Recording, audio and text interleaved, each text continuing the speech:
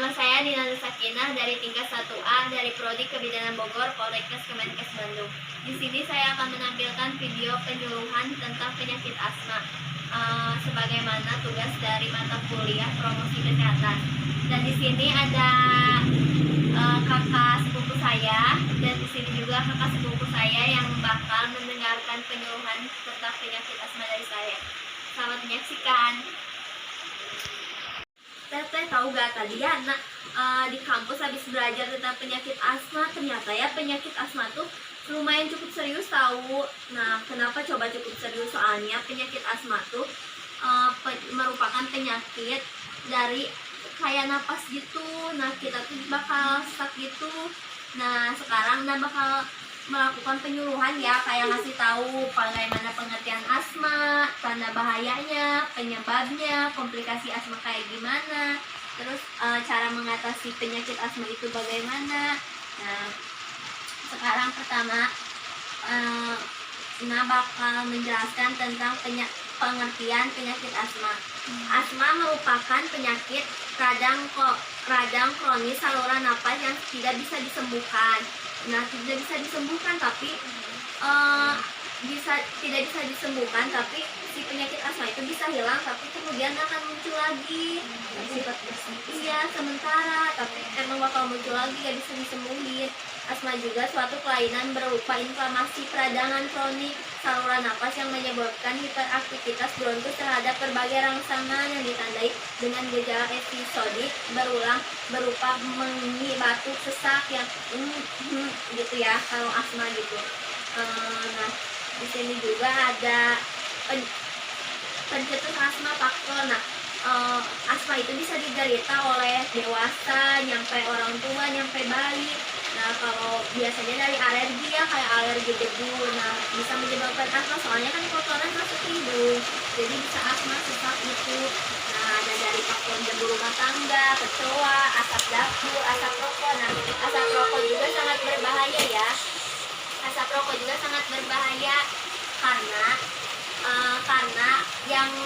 yang mengonsumsi rokoknya nggak terlalu bahaya, tapi yang menghisapnya karena kan langsung ke saluran. Asap rokok juga sangat berbahaya. Kenapa berbahaya? Soalnya kan kalau yang menghisapnya lebih berbahaya, yang pasifnya karena langsung menghisap ke hidung langsung, soalnya itu bisa sesak napas. Terus bulu hewan atau kotoran, makanan tertentu, jadi harus dicek dulu alergi atau tidak kalau makanan tuh.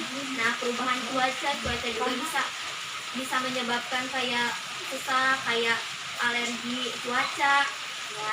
Terus perubahan cuaca, stres juga kayak banyak pikiran, itu juga bisa merasa ke otak tuh ya, bisa sesak napas gitu. Lingkungan kerja yang tidak sehat, yang tidak bersih, nah itu juga PT. Iya, oh itu iya, PT kan itu banyak kayak gudang debu yang kayak gitu. Nah, itu juga harus dijaga. Olahraga juga jangan yang berat-berat ya kalau cewek gitu. Terus tanda dan gejala asma, biasanya tanda asma tuh ya ada sesak napas bunyi mik yang gitu ya, yang lesu atau kurang sehat. Kita tuh badan kita lemas, terus batuk berulang, berkeringat, dan pada serangan asma berat ujung-ujungnya kuku menjadi dingin pucat, kuku yang ini tuh jadi pucat gitu. Komplikasi asma, kalau asma tuh bisa menyebabkan ke penyakit gangguan pertumbuhan fisik, dijumpai pada anak-anak menderita fisik beruntun. Jadi pertumbuhan fisik itu terganggu gitu. Jadi infeksi akut saluran pernapasan bawah, bronkis kronis, emfisemi paru. Jadi ada penyakit paru kronis. Nah, bagaimana cara pencegahan biar kita terhindar dari asma? Nah, pencegahan dan perawatan asma adalah mencari faktor, kita alergi atau enggak ya. Jadi kita tahu dulu kita kalau alergi jangan dimakan, kalau enggak ya boleh dimakan gitu. Menghindari faktor pencetusnya dari yang tadi yang disebutin. Terus tingkat kesehatan optimal, jadi kesehatannya juga harus optimal gitu. Berikan makanan dan minuman yang bergizi, istirahat cukup, tidur dan olahraga yang teratur, minum cukup, hindari merokok, hindari makanan-makanan yang mengandung pengawet bahan kimia kayak yang bersoda gitu ya. Hindari tungau debu yang sering terdapat pada debu kasur, bantal kapuk. Nah, debu kayak kasur juga kalau membersihkan kasur, kalau bisa itu pakai masker ya, soalnya debunya biar gak masuk ke hidung gitu. Hindarkan zat-zat yang mengiritasi seperti obat semprot rambut, minyak wangi, asap obat nyamuk. Nah, minyak wangi juga jangan terlalu ini ya, kalau bisa hindari dari area ini, hidung gitu. Dah gitu. Gimana teh, ada yang ini gak? Biar lebih jelas nambahin dulu ya ininya, materinya bisa dibaca dulu. Ntar kalau ada yang gak ngerti bisa ditanyain gitu. Kan kalau penyakit asma itu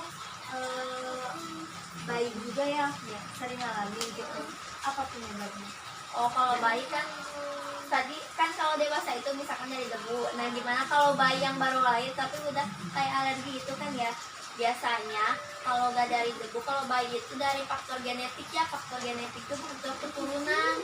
Jadi si ibunya punya asma, bisa jadi anaknya juga punya asma gitu ya. Nah, mungkin udah ngerti teh? Udah ya. Mungkin cukup sekian penyuluhan dari saya. Kurang lebihnya mohon maaf. Assalamualaikum warahmatullahi wabarakatuh.